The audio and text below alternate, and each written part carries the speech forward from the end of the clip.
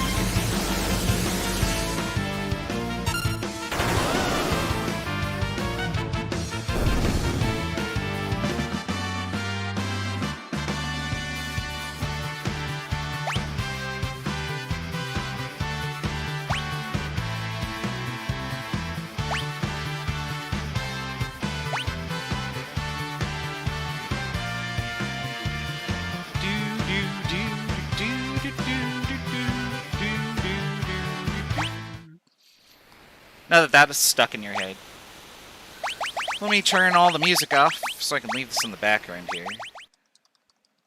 There we go. And then we'll go over here. So we're going to be playing that during the break.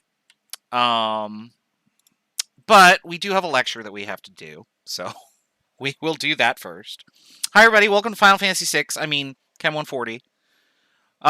We left off yesterday talking about moles and various things that you could do with them. So I believe that we were... Oops, that's not what I wanted to do. We did all these examples. And what I want you to do today, just kind of as a warm-up, is to do as many of these as you can in about 5 or 6 minutes. You obviously can't do all of them in 5 or 6 minutes. I'm going to do all of them after, just so you have the solutions available. But I do want you to at least try them if you haven't already. Go ahead and do these 4 problems. Report your answers to them once you have done so in the chat. Oops. Oh, goodness. Sorry, I have the wrong thing selected here. Let me get the pen. There we go. I'll just number them real quick. So go ahead and try these. I'm going to give you about 5 or 6 minutes to do them, and then we'll go over the results in just a bit. So see you soon.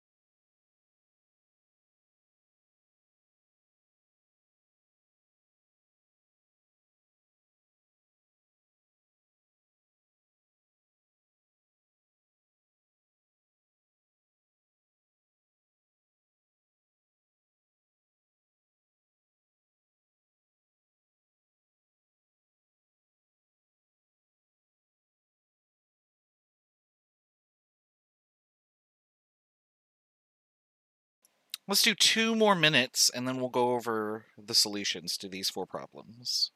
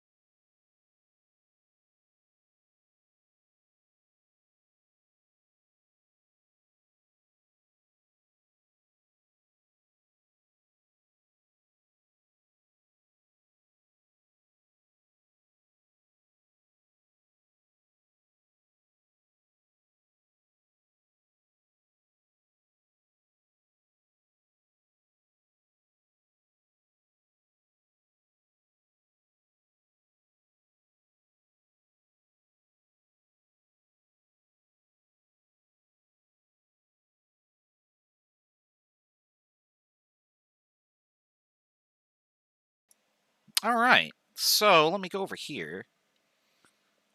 This is way too small, so I need to make it bigger so I can see. And let's... I can't click on things. There we go. Let's put these first 2 on the screen. And let's get to it. If I can find my pen. There it is. Okay. How many moles of helium are in a balloon containing this many grams of helium? All right, so according to the periodic table,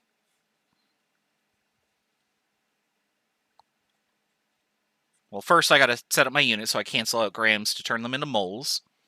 According to the periodic table, which I have over here, says 1 mole of helium is 4.0026 grams. I don't need that many sig figs, so I'm just going to do that. 4 is enough sig figs.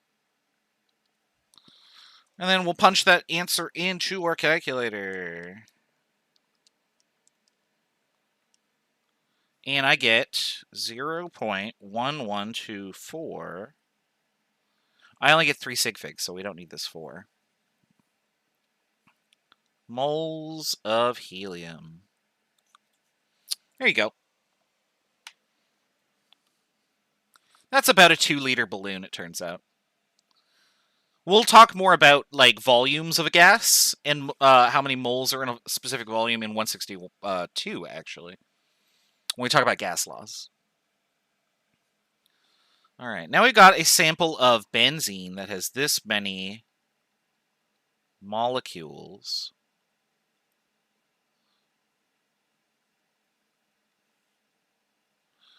And I want to know how many moles are in that. So I'm going to turn molecules into moles.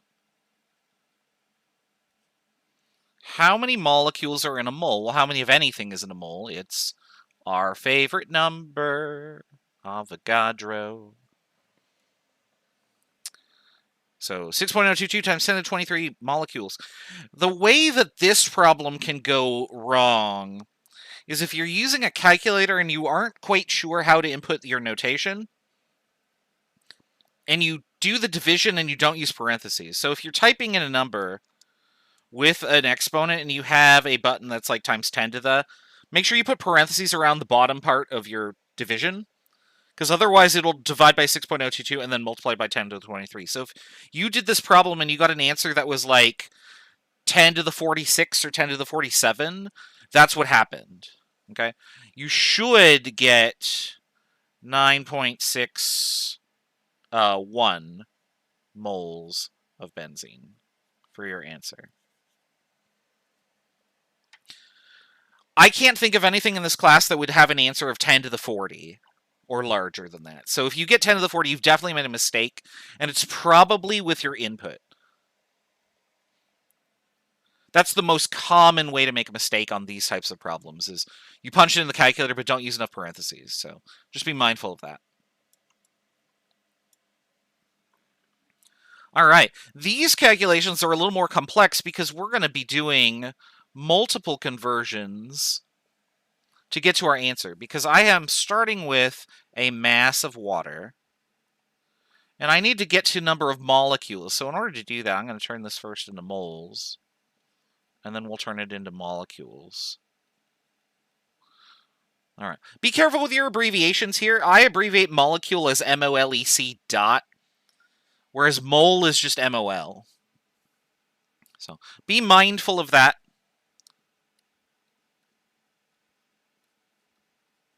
Make sure you are writing your units for these, because you don't want to leave the units off and then get lost in your problem as you're doing it.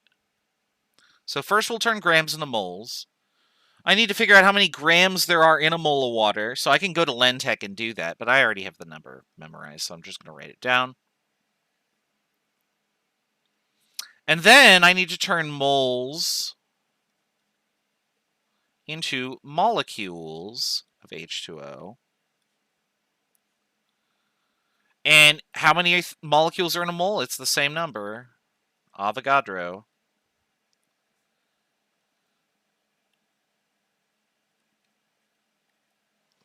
And so we'll punch all this in our calculator. So 355 times Avogadro divided by 18.02. And I got 1.19 times 10 to the 25. That looks right to me. Okay. Cool. And then for the last problem, I gave you a volume and a density, and I basically have made you do unit conversion, like jump through all the hoops here. So I gave you a volume in gallons of octane. We're going to need to turn that into milliliters so we can turn it into a mass. So I'm going to go from gallons to liters, and then we'll turn that into milliliters. And then we can turn that into grams.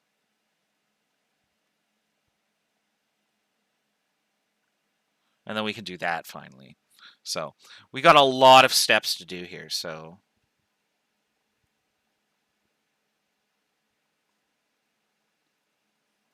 first we'll turn gallons into liters. I'm going to just abbreviate this as oct. I don't know how many liters there are in a gallon. I think it's like 3.785, but Google knows. So gallon equals liters. 3.7854. So in 1 gallon, it's 785. That's good enough. And then we turn liters of octane into milliliters of octane. And in a milliliter, there are 10 to the minus 3 liters. And you can see how all the stuff that we did in Chapter 3 is coming back to haunt us, right? Now, how do I get from milliliters to grams? Well, that's why the density is given in the problem. So there are 0.703 grams in a milliliter of octane.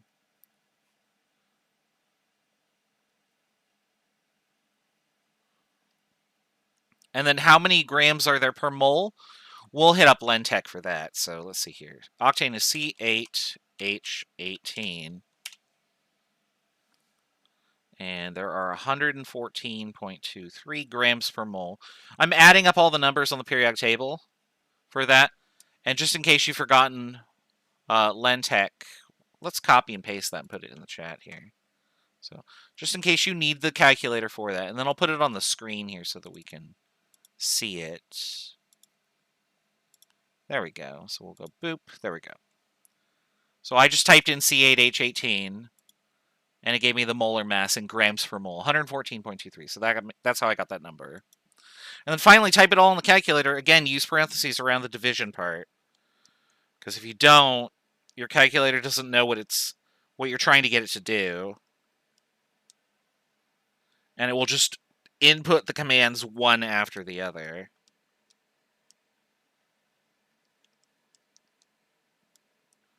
And so I got 466 moles of octane.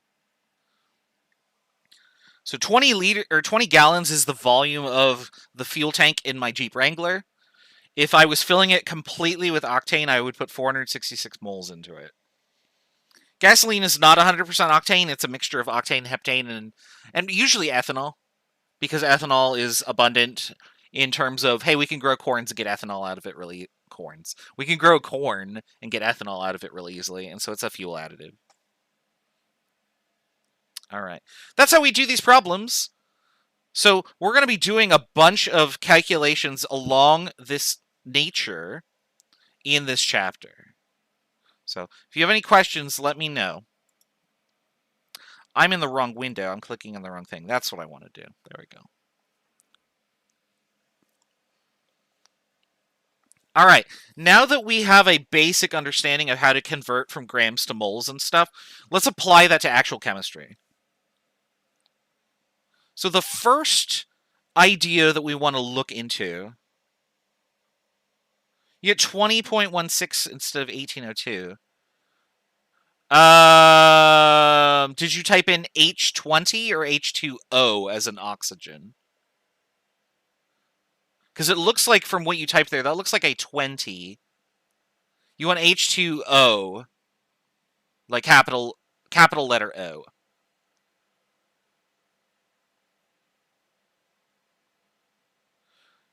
Yeah, so double check that.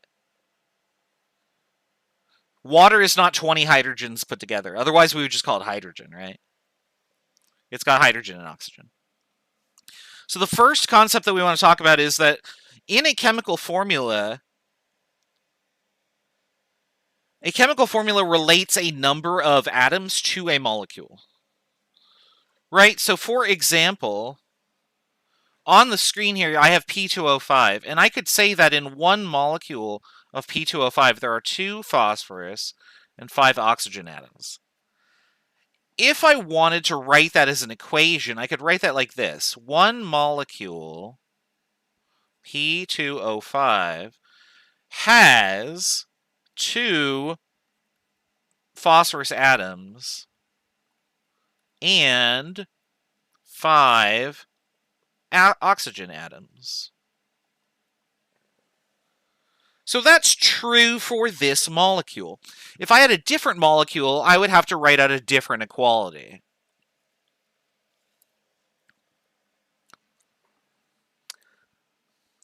Now what I'm going to do is, because I don't want to work with molecules or individual atoms, I'm going to multiply the whole thing by 1 mole.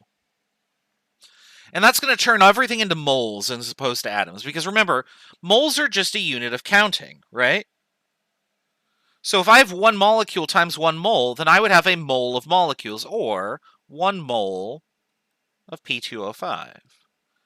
And that would have inside it 2 moles of phosphorus atoms. And it would also have 5 moles of oxygen.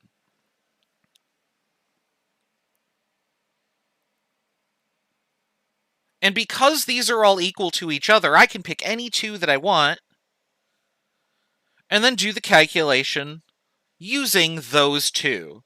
So for instance, if I had 15 moles of P2O5, and I asked you how many moles of oxygen are there, I could do something like this. Or these units cancel out. And then I would say, okay, in 1 mole of this molecule, there are 5 moles of oxygen. And then my solution would just be whatever 15 times 5 is. It should be 75, right? Yeah.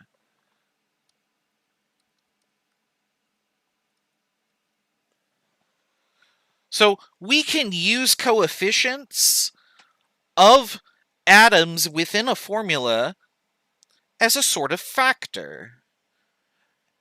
And if I know something about the molecules, like mass or volume or number or whatever, then I then know about the parts of that molecule by using these ratios. So now in theory, I could say, instead of giving you a number of moles of a molecule, I could give you a mass and then say, okay, of the 100 grams of P2O5 I gave you, what number of grams is oxygen?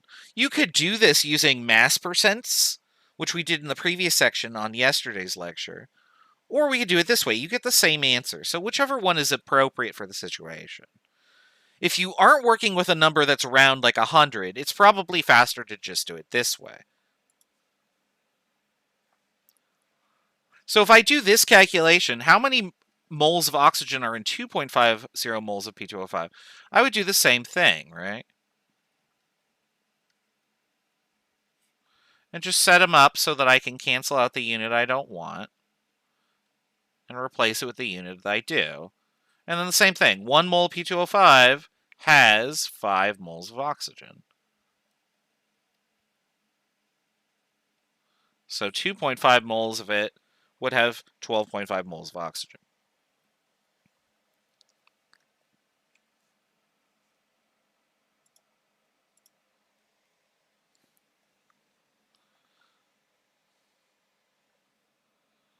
All right, let's do more examples here.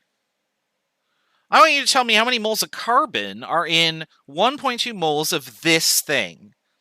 And yeah, you could probably do that intuitively and just say, oh, I'm going to just multiply the two numbers together. But I would encourage that you write out all the steps to see the dimensional analysis, because in a second or two here, we're going to make it a little more difficult. So I'll give you 2 minutes to write out the calculation and then type the answer to this in the chat, and then we'll show the result on the screen.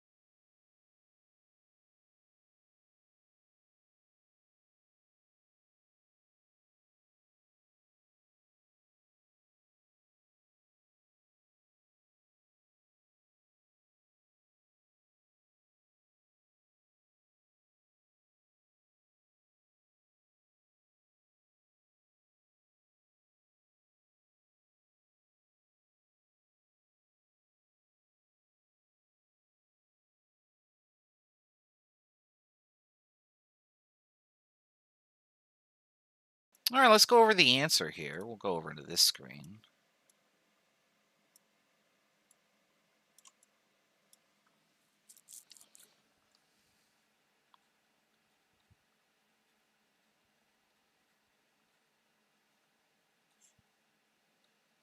All right, so let's set up our units. And I want carbon for this one. Okay. So according to our formula here, for every mole of the big molecule we have, there would be this many moles of carbon. So for every 1 mole of that, 3 moles of carbon, and that's how you get the answer. Simple as that. Now, we don't always work in grams. Or I'm sorry, we don't always work in moles here. Sometimes we work in grams. Sometimes we work in other units too, I guess. So I thought I had a grams problem coming up. So for this problem, I want to know how many moles of atoms of any type are in 1.2 moles of C3H6O3. And I'll just do this one with you. So if I wanted to make a different relationship here,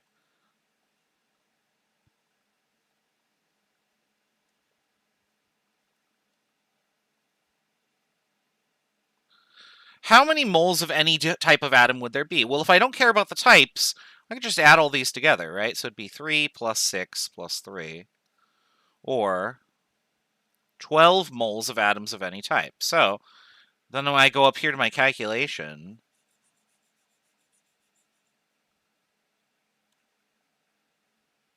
we'll do this in blue.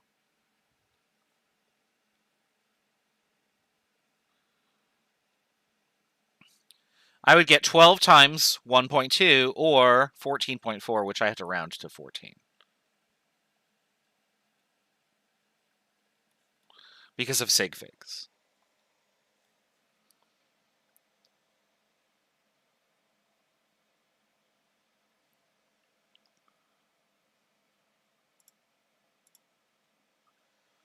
All right, so those are some examples where we're doing the very basic calculations that involve that coefficient.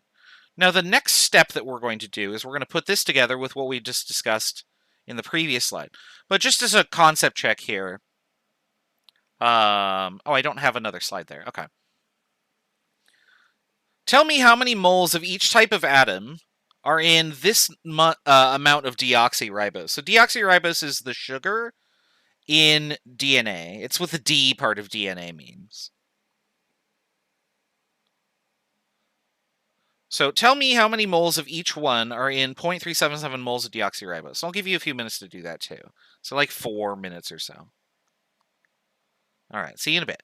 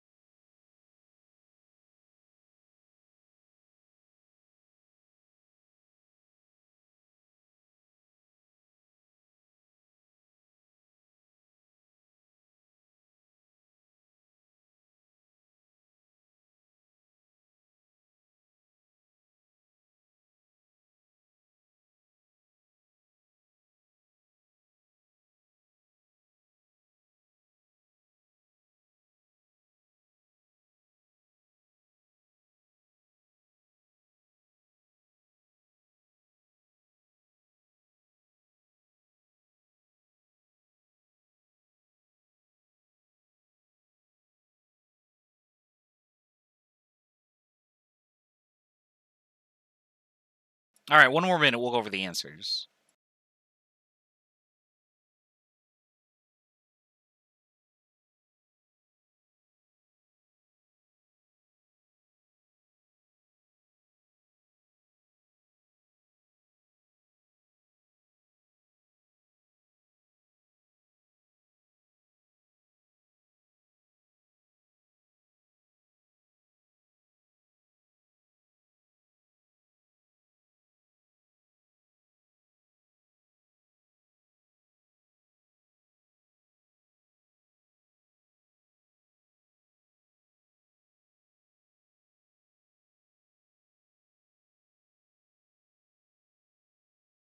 All right.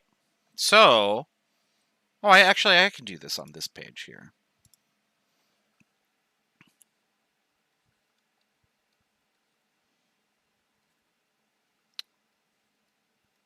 I'm just going to abbreviate it DR for deoxyribose.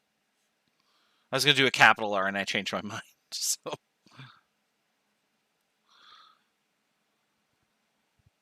So let's do moles of carbon first. So the first one, there's 1 mole of deoxyribose. There would be 5 moles of carbon. So this number times 5 is 1.89.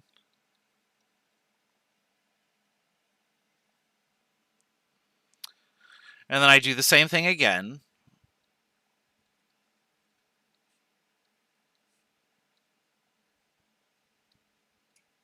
And we'll do hydrogen. And so there are 10 moles of hydrogen per mole of deoxyribose. My pen slipped there. That's okay. And then finally,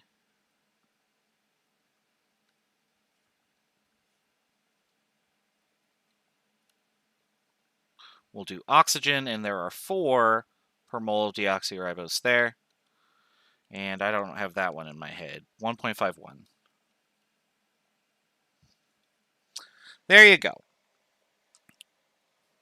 So those are some simple calculations that just relate ratios. But we don't work in moles all the time because the number of moles that something has is not something you like intuitively can measure. Like I can't look at a sample and go, oh, that's 1 mole. Or, oh, that's 0.5 moles or whatever. But mass is very practical. We just put something on a balance and know what it is. And then we can turn mass to moles. So what we're going to end up doing here is, instead of having a number of moles, I'm going to have some sort of mass. For example, mass of deoxyribose, which I would then turn into moles. And then when I got my output for moles of whatever part I would have, I could then turn it into grams of whatever that is. So that's our goal, is to be able to do those types of calculations. And that's what we're going to do in this last section here for chapter 12, or for unit 12.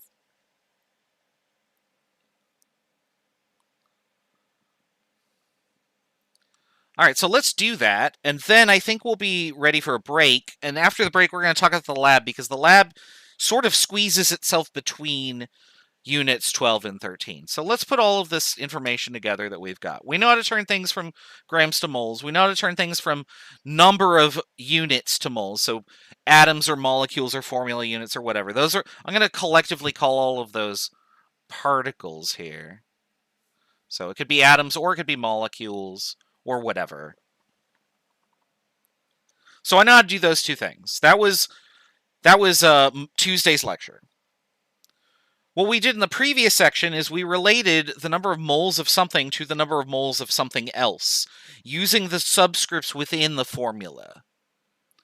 So if I have 1 mole of P2O5, 5 moles of O, where I could say A is P2O5 and B is oxygen, for example. So if I take those 2 slides and put them together, I get something that looks like this. And this is all the conversions in one chart. So here's our formula subscripts to go from moles of something to moles of something else. And then I can do independently whatever I need to get to moles, and then to get away from moles once I've done that conversion. All right. What is A? A is going to be something,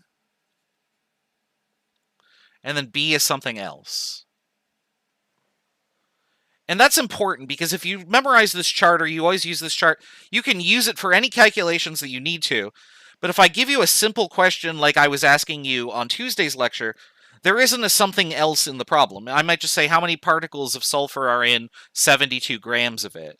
Then you would only use the A side of things, which is the calculations we were doing. If you are asked about a part of something within a molecule, i.e., how many moles of oxygen are in acetone, and here's how many grams of acetone I have for you, then you're looking within that something to find something else, and then you use the A to B transition using the formula subscripts like we just talked about. So let's do a few problems to get the gist of it. I'm going to give you various compounds that are biologically important.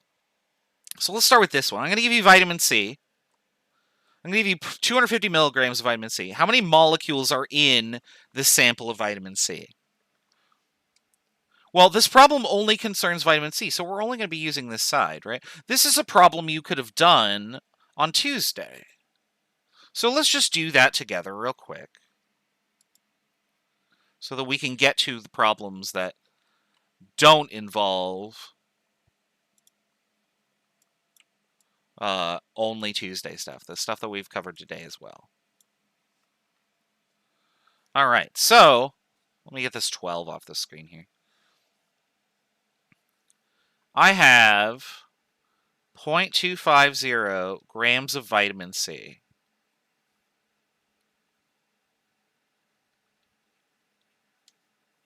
And I need to turn that into, eventually, how many molecules of vitamin C I have. And in order to do that, I need to go through moles. So let's do that calculation.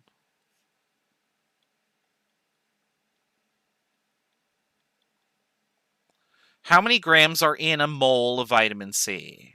Well, we'll go to Lentech and we'll type in the formula, which I can't see because I just covered it up.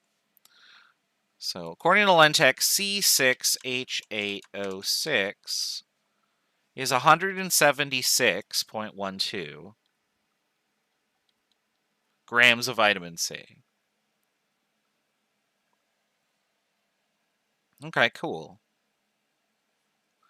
And then finally, we'll turn moles of vitamin C into molecules of vitamin C. Cancel our units out. How many moles are in anything, or how many of anything is in a mole? Avogadro. And then you punch it all in the calculator.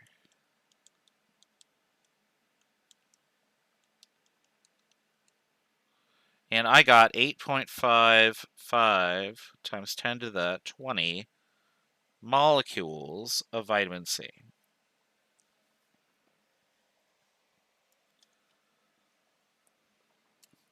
All right, so you can see our thought process here of how we did this problem and how it compares to how we were doing the problems previously, right? The only difference really is that I gave you a bigger molecule as opposed to just sulfur. So let's go back to our chart here and show how we use the chart to do this. So first we got to figure out what we're starting with. Well, I gave you a mass, so I'm going to go boop. We're going to start there. I gave you a requested number of molecules, so we're going to end here, and then each of the steps is our conversions. So I turned grams into moles in conversion 1, and then moles to particles in conversion 2, and then I did the calculation and got the answer. And so you can see that again right here. I started with a number, and then here was conversion 1, and this was conversion 2.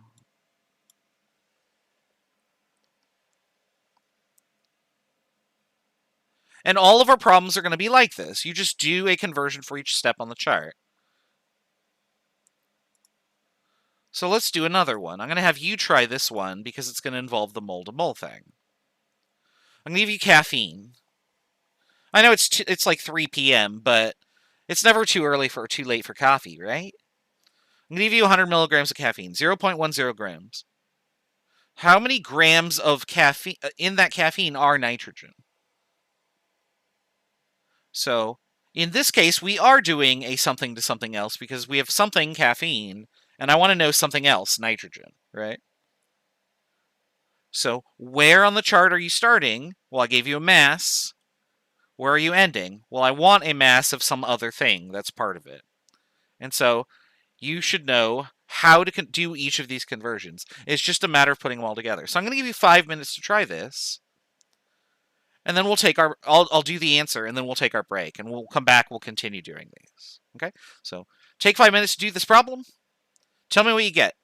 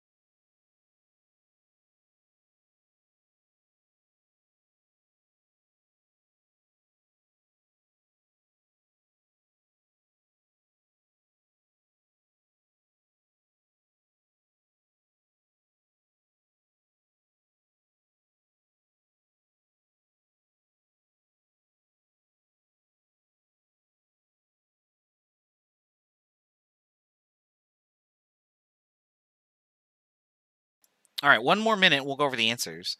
Looks like people are getting answers that I would expect to be right. Just double check that you have the right number of sig figs. Also that you're in grams. That's important too.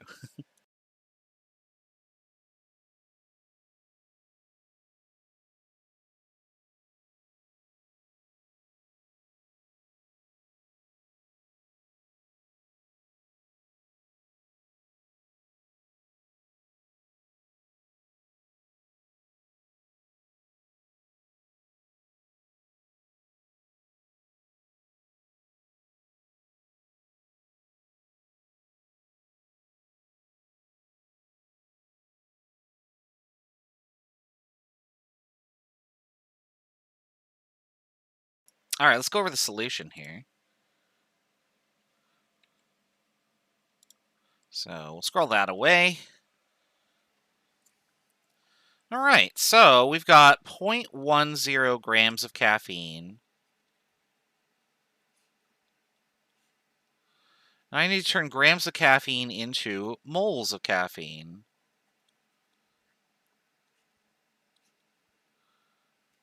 How many grams of caffeine are in a mole, according to Lentech? I don't know the formula again, so I got to move this over. C8H10N4O2? Yeah. 194.19 is what I got. So if you got something different, let me know.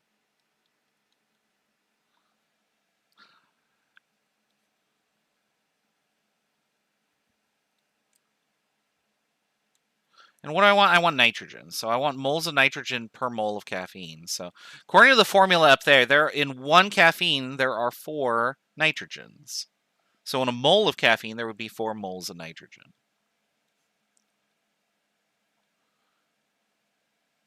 And then we'll just turn moles into grams, and nitrogen's on the periodic table. So that's 14.007. I could just do that. That's close enough.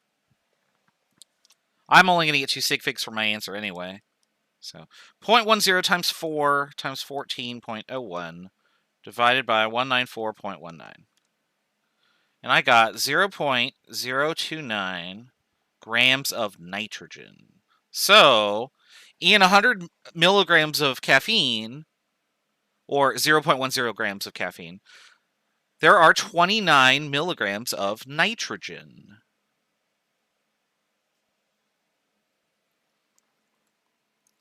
Now, if you did a mass percentage, you'd probably find that 29% of your caffeine was nitrogen. But this calculation is a little bit more straightforward with these numbers, because now you don't have to go calculate a mass percentage and look up all sorts of molecular weights. This way, you only have to do 2. Really, I guess it's going to come down to preference. I do this method just because we use it for so many other applications that it just makes sense to me to do that. So, all right, so there we are. There's our answer. And we're at break time. So we're going to take a 10-minute break, which means I'm going to put this on the screen. I need to first do this. That's not what I wanted to move. Undo. I want to move this so that I can put this back on the screen. And we're going to play 10 more minutes of Final Fantasy VI. So I'll start the timer, and that didn't work. Oh, it's because my timer is minimized. There we go. And we'll see you in just a bit.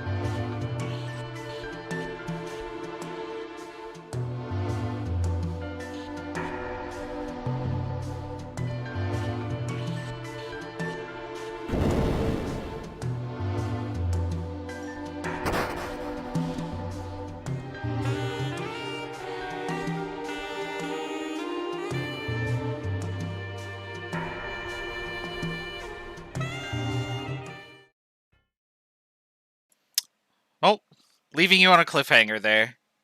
What will happen to our poor character? Well, you'll have to play the game to find out.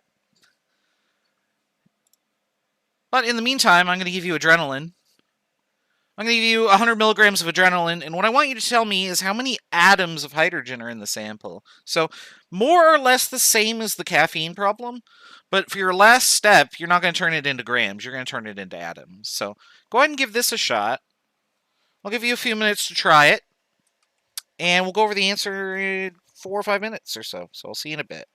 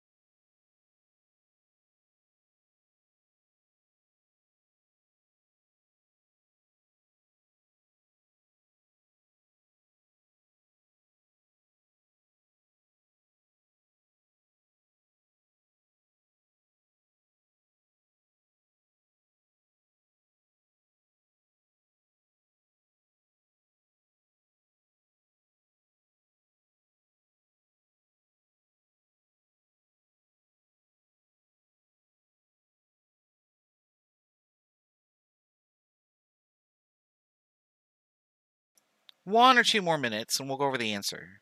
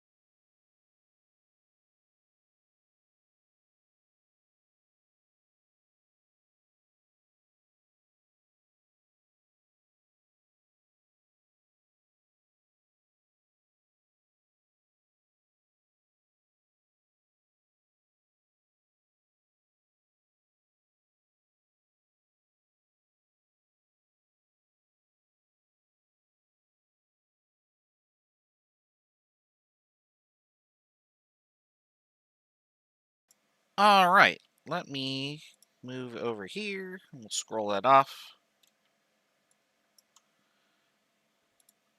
All right, where'd my pen go? There it is. Okay.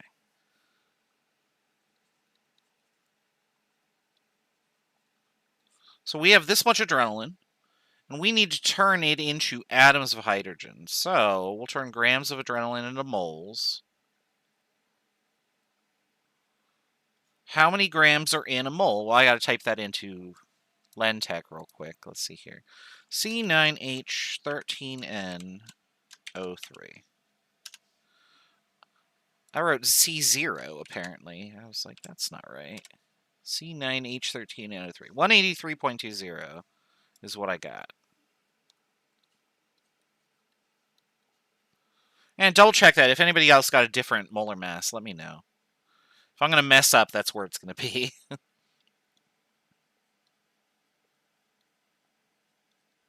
All right.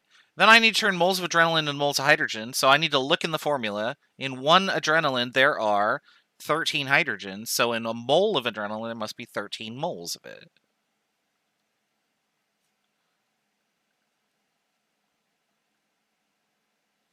And then finally, I can turn moles into atoms, because in a mole of anything, there are Avogadro's number of it.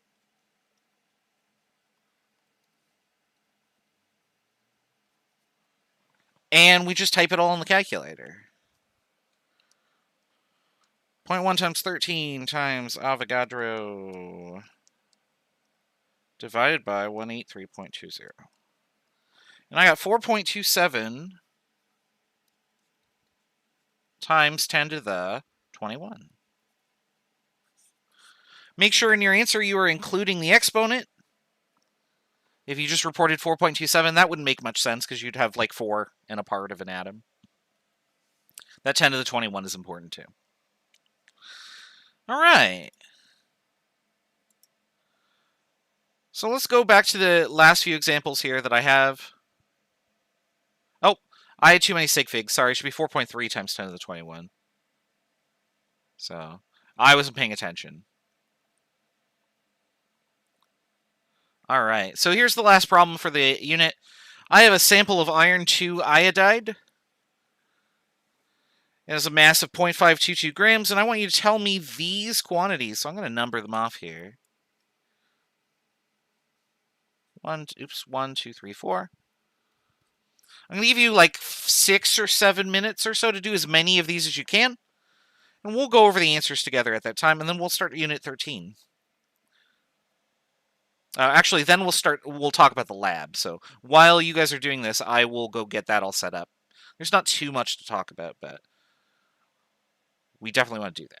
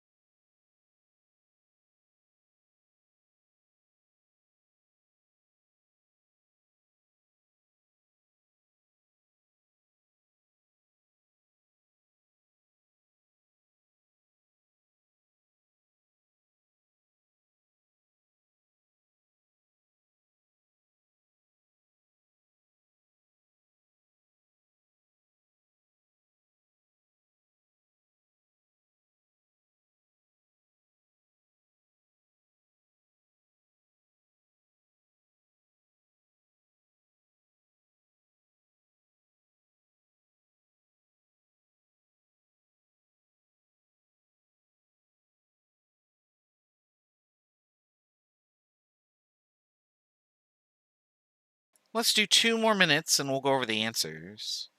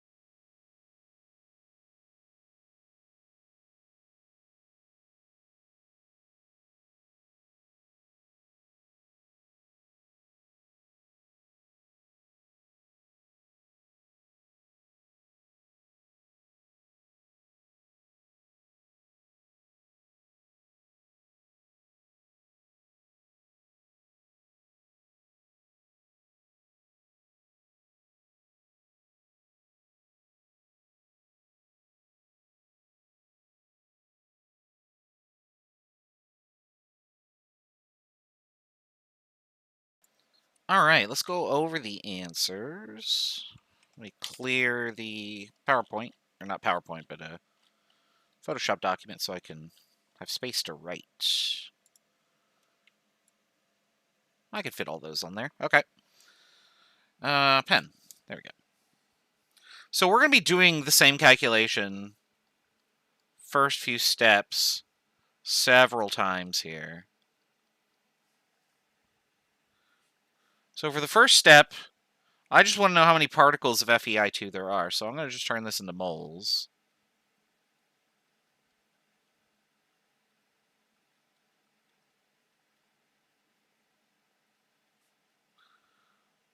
Oops, let me do this step first before I do that.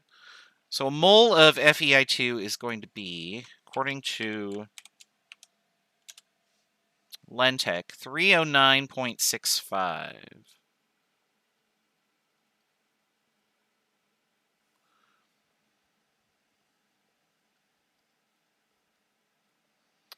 All right, so because it's ionic, I'm going to call it what it actually is. Formula units of FeI2. And so in a mole, there are Avogadro's number of whatever it is we're looking for. And so our answer for the first one, so this is 1, would be calculator. 0.522 Avogadro. And then 309.65.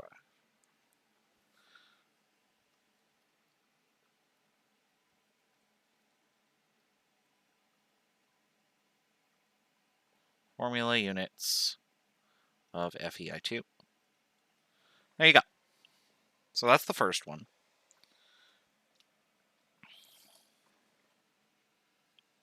All right. Now for the second one and onward, I can actually take this part of the equation and just copy and paste it. Although I missed part of it, so hold on, I gotta fix that. So I want also that. There we go. So copy, paste. We'll just do it again. So this is number 2. And I want to do moles of iodine now. So to get from grams of FeI2 to moles of FeI2, and then moles of FeI2 to moles of iodine. And there are 2 moles of iodine per mole of FeI2.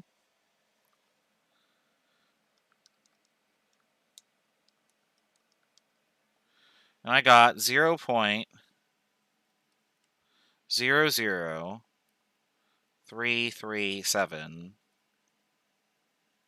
moles of iodine.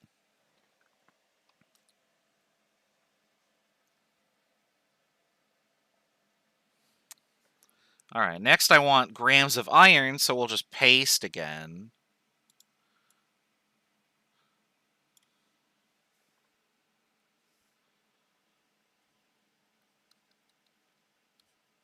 All right. In 1 mole of FeI2, there's only 1 iron, so we just put a 1 there. Yeah, we're multiplying by 1 divided by 1, but the units cancel out, and that's important. And then I have iron in moles. I want iron in grams, so we're going to convert from grams to moles. Or, sorry, from moles to grams, actually.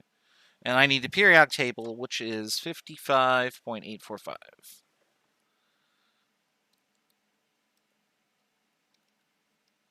4 sig figs is fine.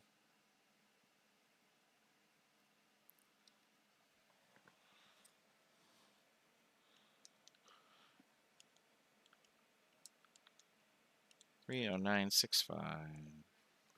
I got this. 0.0942.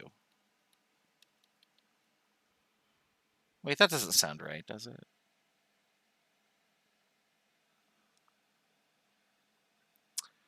Hold on. Did I type something in wrong? No, I didn't. Okay. Oh, I only have 0.522. Okay, yeah, this does sound right. Okay. That looks okay.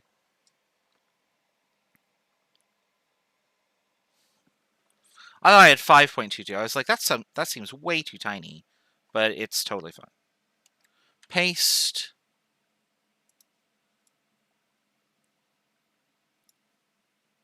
And then we'll do the fourth one. And this time I want particles of I, so we got to convert back to moles of iodine, which is just this again. And then per mole of iodine, there are how many atoms of iodine? That's our favorite number.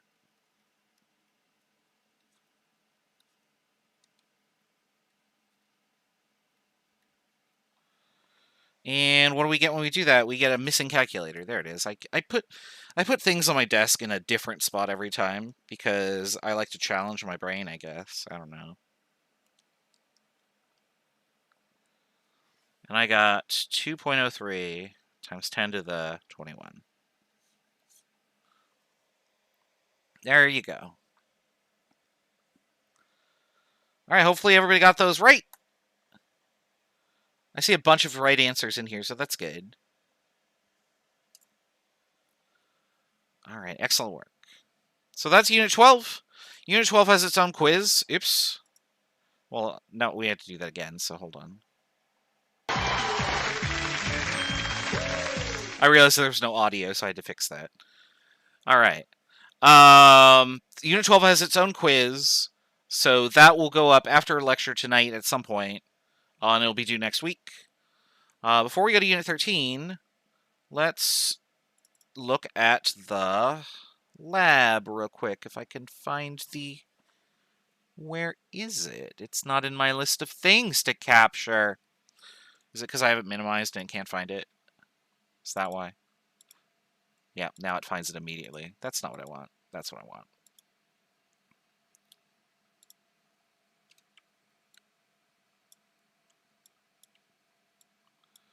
All right, so let's talk about lab number 4, which is actually what you are doing right now. Very, very, very important. Notice that it says version 2 up here. The version that you have should also say version 2. If it doesn't, let me know. The issue with version 1, as I found out last quarter, was the YouTube video I linked to for part of the experiment no longer exists. And so it's hard to do an experiment when I make you watch a movie and the movie isn't, you can't find it. So make sure that you have version 2 because it will link to the correct video right here for determining the formula of a hydrate. Let's just see if that exists. Yes, you can definitely do that. Okay, and the video does exist, so that's good. always an important first step, but I don't remember to check all these every quarter. I assume that, like every lecture I put online, it will just stay there forever. What you're doing in lab number 4 is you are going to be working with what are called hydrates. Hydrates are substances that have this formula. Let me find the formula right here. A.XH2O. So you have some ionic compound, and then attached to it are some number of water molecules. The little dot just indicates that, hey, these water molecules aren't actually bonded to my ionic compound, but they're attracted to it, but can be removed by subjecting it to things that would give it energy. In this case, we're going to apply heat. Heat will remove the water by causing the water to boil, and then it escapes. Now, your job in this lab is to try and figure out what this X variable is. And the way to do that is rather simple. You're going to be given a mass of a substance. I'm just going to scroll all the way down to the data table here. You're going to be given a mass of a substance. How much of that substance you have is going to depend on how much of it actually makes it into the crucible. The crucible is the little container that is going to be used. So if you know how much the crucible weighs, here's the container's mass, here's what it weighs after you've added the solid in there, you could figure out what the solid must weigh, right? Because you would just subtract these two. Then what you're going to do is you're going to heat the solid. And by heating it, you're going to remove water. And so let's draw a little picture of... Oops, hold on. I got to do this. Oops. When I copy and paste, it makes extra layers in Photoshop, so it gets confusing. We don't need this, but we do need that. Yeah, there we go. That works. And I just need to scroll this up a little bit. There we go. All right. So you're going to have your crucible with this blue solid in it. And it actually is blue.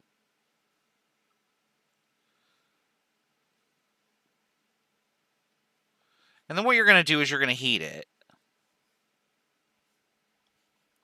And what will then happen is that the crucible will start to give off steam from the hydrate. And the hydrate itself will change color.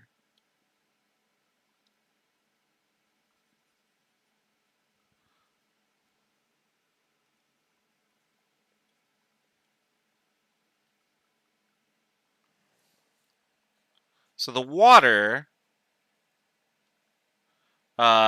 is expelled because we've heated it.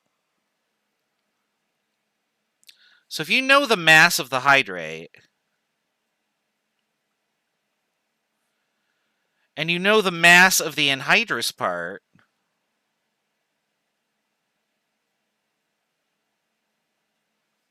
how do you figure out what the mass of water is?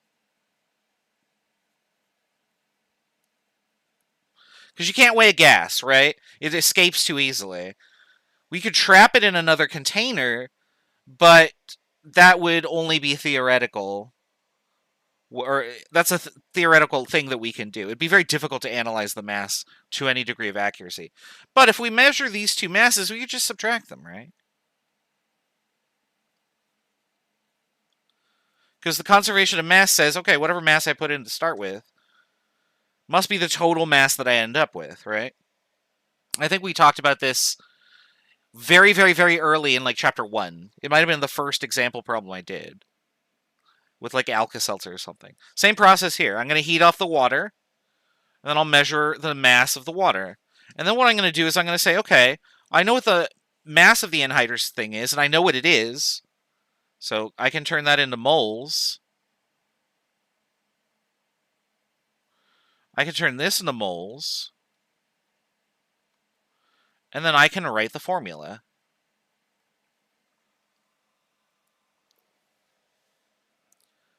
Because remember that the coefficients tell you how many moles there are per mole of thing, right? So if I go back over to here, and we look at one of these formulas for practice up here. Yeah, up here. So this formula right here, for every 1 copper sulfate, there are 5 water. So for every 1 mole of copper sulfate, I would have 5 moles of water. This one is calcium sulfate. For every 1 mole of that, I get 2 moles of water. And so on and so forth. Your job for these experiments is going to be, for the first one, I'm doing this on paper, and here's your hydrate. Iron 3 chloride .xH2O. And your job is to figure out the formula of the hydrate. What is X in here? Well, if you know the number of moles, you can make that ratio and then round to the nearest integer. So that's question 6. Question 7 is the video, and they use this hydrate, copper sulfate.xH2O. and you can watch them heat it. They actually weigh out the stuff. You will have to pause the video to put the numbers down. I want you to tell me the numbers that they get. Don't just trust that the number I gave you before is the correct number, because it might not be. I want you to calculate it based on their data.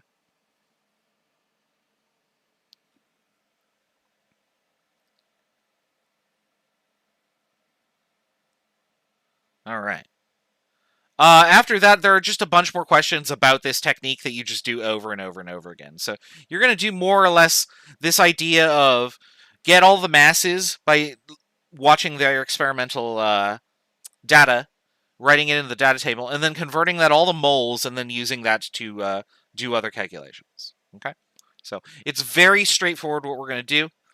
And for the rest of the lecture, when we start Unit 13 here, which I'm going to do in a second, I need to first close this, so that will disappear, and then it should reappear in a second. Yeah, here we go. So this next section that we're going to do is going to help reinforce that a little bit. For what it's worth, I skip over combustion analysis. We'll do it in Chem 162. Combustion analysis is just more complex empirical molecular formulas. We're going to do the simple stuff because that's good enough. We'll do combustion analysis later. It saves us some time, and it prevents us from having to take an extra lecture day later on. So, how many slides are in this chapter? Oh, 12. Okay. So we might actually finish this, or at least get really close.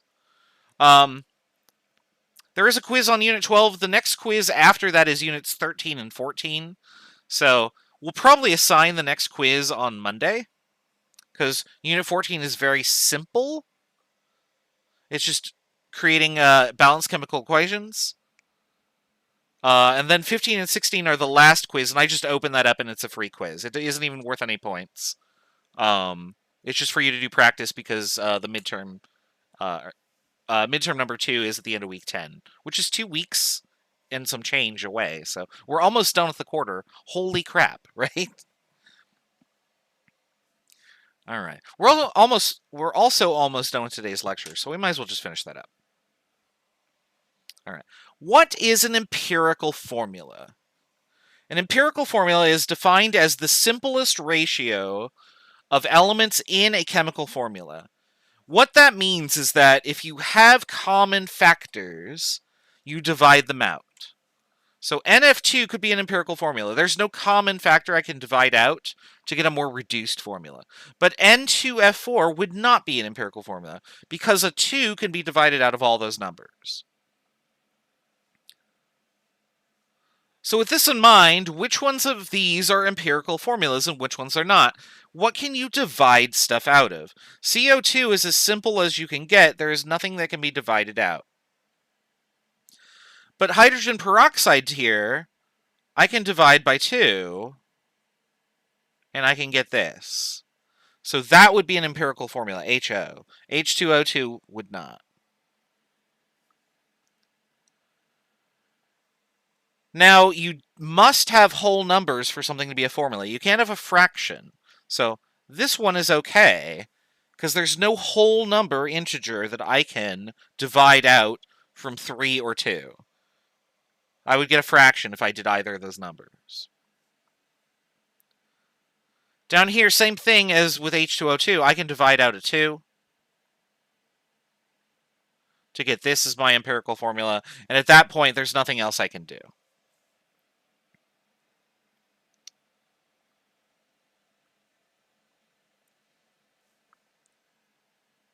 Now, very important,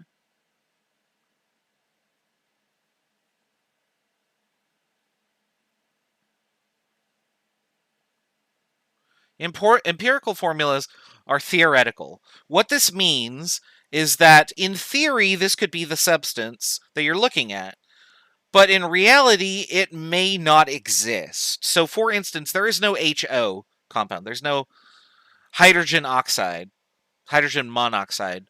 compound. There's hydroxide, but that has a minus charge on it. That's different. HO with no charge is not stable and would quickly react. So empirical formulas may end up giving you a formula that does exist, but it may also give you a formula that's totally bogus and is not actually what we have. So why do we care about empirical formulas if they're just going to give us garbo information sometimes? And the answer is that when we're analyzing substances and looking for information on their formula, we can't really look at discrete molecules. And so let's talk about that for just a second here.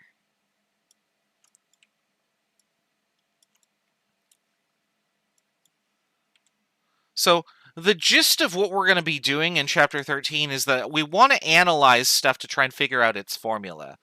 But we don't really have a fine way of doing that. We have a very rudimentary way of doing that, and that is the following. If I have a molecule that has two types of atoms, we'll say carbon and hydrogen. And so I have some compound that has, this is its formula. I don't know what X and Y are. So I'm going to analyze it. And the way that we do that is not by taking individual molecules and looking at them with our tiny atomic tweezers in our teeny tiny microscope. We can't do that. What we instead do is we just rip everything apart into C's and H's. But again, I don't know what these numbers are going to be. If I broke apart one molecule, I could count them. That'd be easy, right? But I have tons of these. And what's going to end up happening is that when I do this, if I collect what I have, I'm going to get something that looks like this. I'm going to get a bunch of C's. Let me make this a bigger dot here. So I just go do, do, do, do, do, do, do, do, do.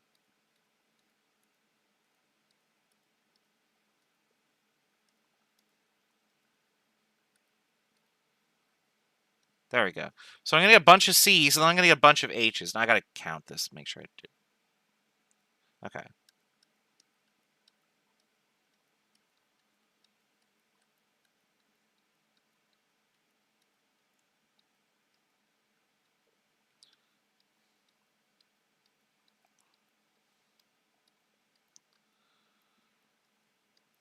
Sorry, I'm trying to specifically put 40 dots there. There we go.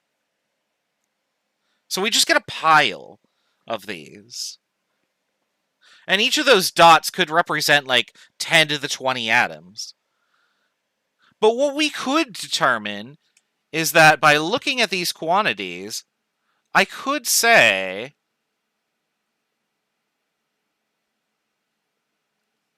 sorry, I'm picking the small pen here. I could convert however much of this I have from a mass to a number of moles.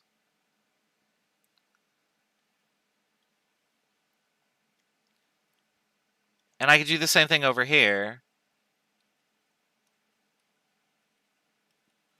And then I could compare these results to each other.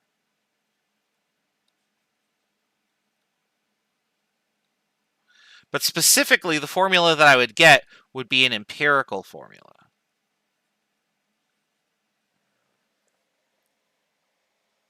Because it's just looking at the ratios of what was in the bin, right? If I have, like, twice as many hydrogen in the bin as I do carbon, then what this will say is, oh, here's your formula. However, what if I had put this in the bin instead? This would give me the same result, wouldn't it? I would have half as much carbon as I do hydrogen. Same if I did this, right? So how do I figure out which of these it is? And the answer is figuring out an empirical formula won't tell you that. It will just tell you the family of what your molecules belong to. And then we have to do one more step. So if I did this experiment, I could conclude that my formula that I'm looking at, the substance I'm looking at, that's not an H. It could be one of these, but what it can't be would be something like this. So this is no good. This is no good. this is no good, and so on and so forth. So empirical formulas are a tool that help us narrow it down, but then we need one extra step in order to complete our analysis of what the formula is. So empirical formula is the result of this analysis.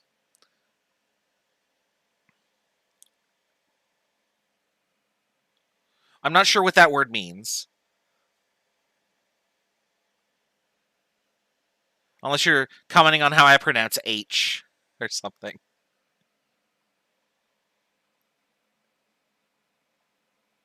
Where am I going? There we go. That's what I want. Boop. All right.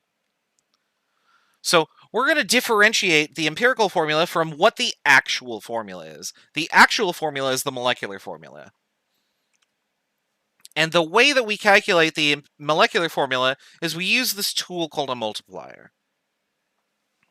So to go from the empirical formula to the molecular formula, I have to multiply by some number.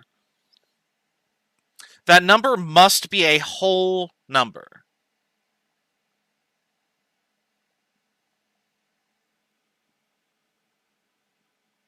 So what number is used here? Well, I went from 1 to 6, 2 to 12, and 1 to 6, so I must have done this, right?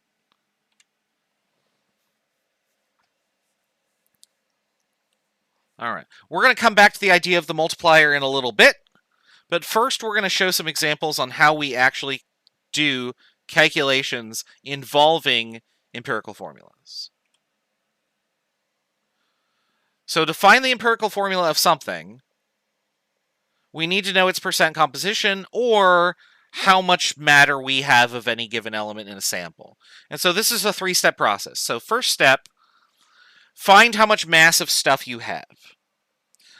Usually you have to either convert a percentage into a mass or the mass is given for you, and then you don't have to take further action. Step 1 is pretty much a freebie. Step 2 is, okay, now that you know the masses, turn it into moles. And then step 3 is make a formula out of your moles. So everything we've done up to this point, we're just going to apply it in a different way. So nothing new or exciting really here other than just a different approach that helps us find formulas. So let's do an example.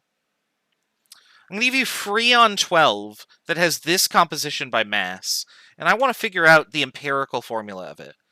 Freon is a chemical compound that was used as a refrigerant, I want to say in like up through the 60s or 70s or so.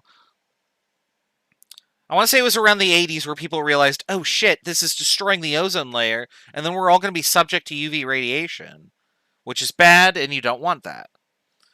So they enabled the Clean Air Act and banned the use of Freon as a refrigerant. Now, old refrigerators that are left in landfills may still leak Freon 12, so the threat hasn't completely gone away. And also, developing countries that are using refrigerants may not be subject to this law and may just use it, or they may just use it illegally. So freons are halogenated hydrocarbons that are dangerous to the ozone layer and is bad. So, will the proportions between the moles always be scaled by a whole number? We're going to deal with that in just a second, and we'll show what you want to do. When you get a result, it should be a whole number, because your formula has to be a whole number. The steps upon the way, though, we're going to hit an issue where it's like, oh, we have all these weird numbers. What do we do? And so we do have a step for that. So let's go ahead and try this.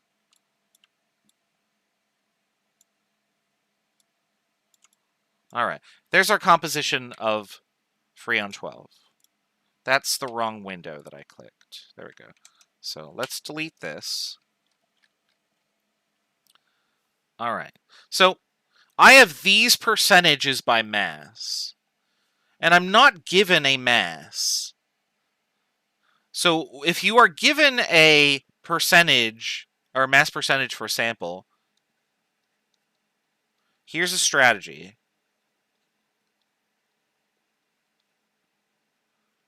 If you're given the percentage of each element by mass.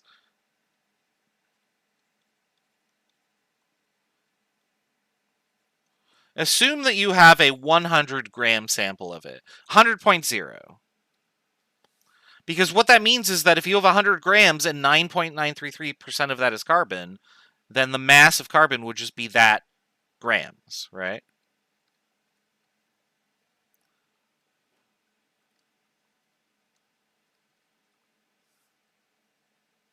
And so what is the mass of each element in the sample? Well, it's just this, because you elected to use 100 grams of sample. The percentage works however you pick the mass, right? If I had a 10-gram sample, it'd still be 9.933% carbon. So pick a sample that makes the numbers easy, and then bam, it's done, right? There you go. That was step 1. Find the masses. Done. Okay. Step 2, turn it into moles. We know how to do that, right? So we'll turn grams of carbon into moles of carbon.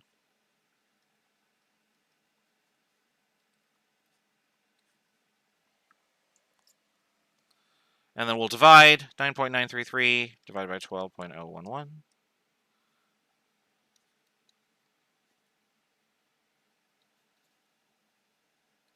All right. So that's how many moles of carbon are in this sample that we chose. Let's do that for the rest of the elements, and then we'll deal with it.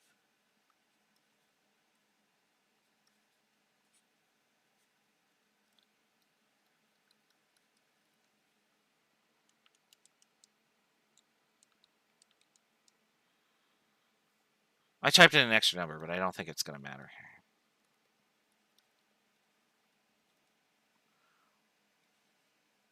All right, so there's Cl. And then for fluorine,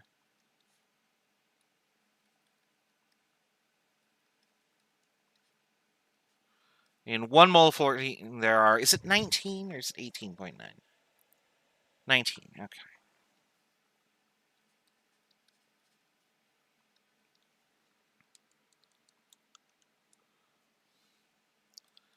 And you'll notice, oh, this is interesting. Got the same number here and there, right? That's useful. So there was step 2. Write out all the masses as moles. So we did the calculations. And then step 3 is we're going to make a formula. When you make a formula, just use the numbers that you got and pretend like you're going to make a formula. So this is going to look really stupid because no formula looks like this, right?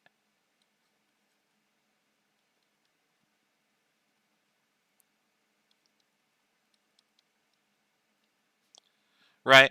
No formula has all these decimals. So this is not really a formula. We're going to call this a pseudo formula. Pseudo formula. There we go.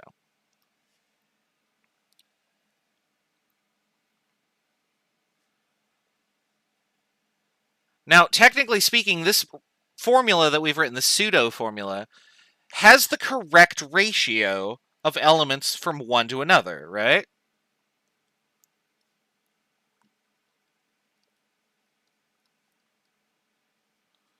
To get it to an actual formula,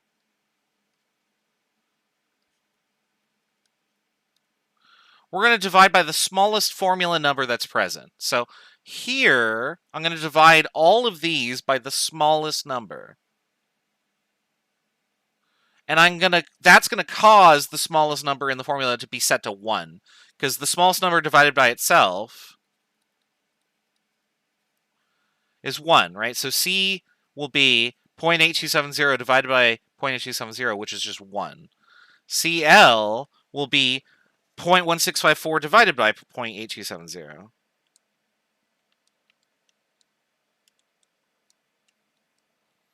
And I get 2 when I do that. And I get the same thing for fluorine. And there you go. There's your empirical formula.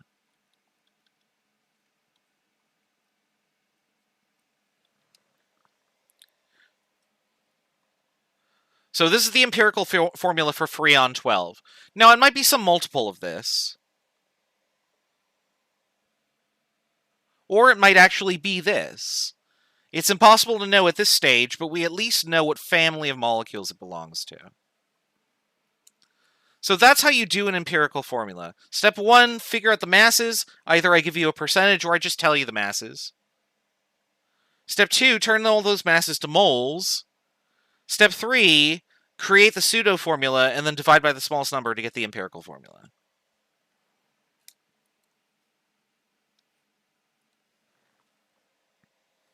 All right. Anybody can do it. So my worksheet, or my slides, go through how to do this. There's our formula we got. That's not really a formula. We'll divide by the smallest number, and that's the answer. All right. When we come back on Monday, we're going to continue this. I'm going to give you this example to start with. I'll have you try that. But we are out of time for today. There's like 30 seconds left in the period, so I'm going to just go to the title card. We don't need Final Fantasy VI anymore, so I can close that window. But yeah, we are all set. So I will get the quiz for Unit 12 online soon. Lab worksheet number 4 will be due next week. Again, as always, let me know if you have any questions in either the Discord channel or by email. Working on grading your labs. I'll get those back to you later this week. Quiz number 6 closes tonight. Get that done. That's all I got. See you next week.